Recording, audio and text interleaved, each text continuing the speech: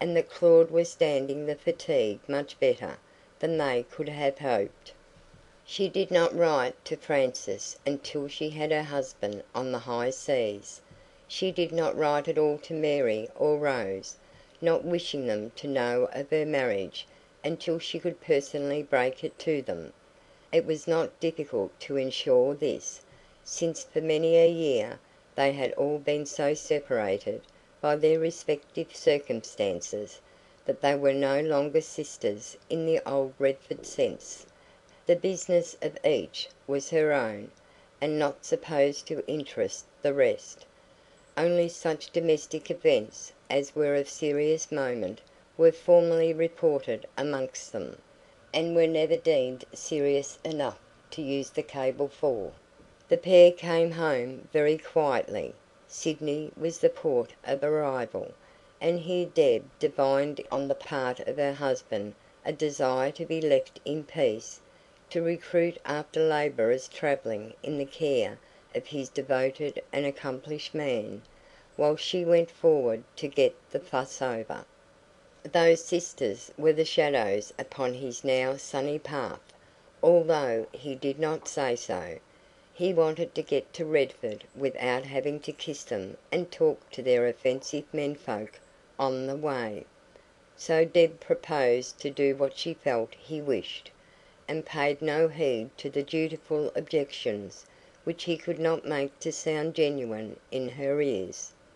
She telegraphed instructions to Bob Goldsworthy to engage rooms for her and to meet her, signing the message Aunt Deborah, her only herald. Bob was duly at Spencer Street, elegant in curled moustaches and a frock coat, become a swell young barrister since she had seen him last. He was sure of the impression he could create upon his discriminating aunt, and had no notion that her first flashing glance at him was accompanied by a flashing thought of how her adopted son would too surely be ranked by her more discriminating husband with the bounders of his implacable disdain. On the platform, while explaining that he knew it was not the proper thing to do in a public place, he embraced the majestic figure in the splendid sable cloak. Deb said, "Bother the proper thing," and kissed him readily, charily, however, because conscious of teeth that were not Pennycuick teeth, and perversely objecting to the faultless costume.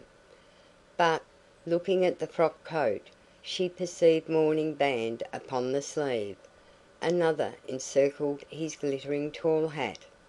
"Not oh, Bob, not your mother?" she gasped. He shook his head, and asked a question about her luggage. "Aunt Rose, your uncle?" "Oh, Aunt Deb, don't. She is my aunt." "I know, but he..." Bob spread deprecating hands.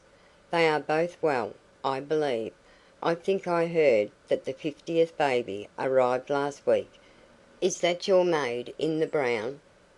"Oh, but, Bob, tell me, they haven't lost any of those nice children, I do trust?"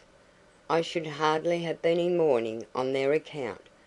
"No, fat and tough as little pigs, by the look of them. It is my father, Aunt Deb. I thought you knew. What?" She stopped on their way towards Rosalie and the luggage van. "You don't say?" "Yes, a couple of months ago. The mater wrote to you." "I have been wandering from place to place. The letter never reached me." "Pneumonia, supervening upon influenza. That is what the doctors called it. But it was really a complication of disorders, some of them of long standing. Between you and me, Aunt Deb, he took a great deal more than was good for him latterly, and that told upon him. His blood was bad. You know he was always a self-indulgent man."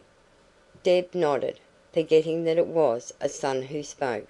She was saying to herself, "Bennet Goldsworthy, whom we made sure would live forever." Bennet Goldsworthy, of all people! What a relief that will be to Claude! And then she thought of her widowed sister, with a rush of pity and compunction. He was her husband, after all. Bob's light attention to the subject was already gone. He was staring at one of the great trunks covered with foreign labels. Rosalie was telling him how many more Mrs Dalzell had. "Oh yes," said Deb, confused and crimson. "I forgot to mention. I suppose you don't know that I am married to an old friend of our family. Your mother will know him well. By the way, Bob, I must go and see her at once. We'll have some lunch first. I must wash and change my clothes." "Then will you stay at the hotel and settle Rosalie, and see to things?" "No, I would rather go alone. Stay in town and dine with me. And don't look so shocked, my good boy, as if I'd cut you off with a shilling. My marriage will make no difference to you." Aunt Deb, with dignified reproach. As if I thought of that! But somehow she felt sure he did think of it. They had luncheon together at the hotel, and sat a while to digest it and talk things over. While they sipped coffee, he told her how he had furnished his bachelor rooms, the artistic woodwork, the curious, the colours, how he had hunted for the right shade of red, what he had given for a particular rug which alone would blend and harmonise. She was brightly interested in these things, and promised to go and see them. She was to go to lunch next day. He thought he could safely undertake not to poison her with bad cooking or unsound wine. He lived in chambers in Parliament Place. This engagement booked, she asked him for his mother's address. Mary lived in a small street in Richmond. "Such a slum," said Bob disgustedly. "But she would do it, in spite of all that I could say, and rush there too, when he had hardly been dead a week. It was not decent, as I told her, to be advertising the sale 2 days after the funeral, but she is a peculiar woman." "She is a Pennycuick," said Mrs Dalzell reprovingly. "She would not care to go on living in a house that she had ceased to have the right to live in. I should not myself." "But she might have gone to another place." "You must insist on her going to another."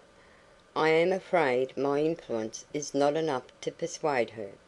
"My dear boy, I am convinced that if you asked her to walk into a burning fiery furnace, she would do it to please you, without a moment's hesitation. She is that way in some things, poor dear, but in others, I may talk till I have no voice left, and she won't listen. And she was set on this scheme. She has a mania for that sort of thing. One would never believe that she was your sister.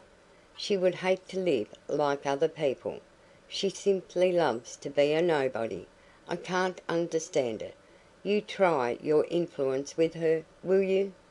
"Well, order a carriage for me, and I will put on my things."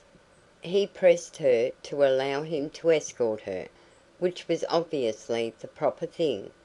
When she refused again, and went off, like any nobody, alone, he returned to his chambers, leaving Rosalie to the unimportant persons whose business it was to look after her. Mrs Breen's house was in East Melbourne, and Deb directed the coachman to drive there first. She remembered the 50th baby, that was but a few days old. "I must see how the poor child is doing," Deb said, not alluding to the baby. And soon she saw again the exquisitely kept garden, large for that locality, and the spacious white house almost glittering in the sun. She had sniffed at the Borgers villa. She thought it Borgers still, but who could help admiring those window panes like diamonds, and that grass like velvet, and that air of perfect well-being which pervaded every inch of the place? As the carriage entered the fine, wrought iron gates, a flock of little Breens, attached to a perambulator, two nurses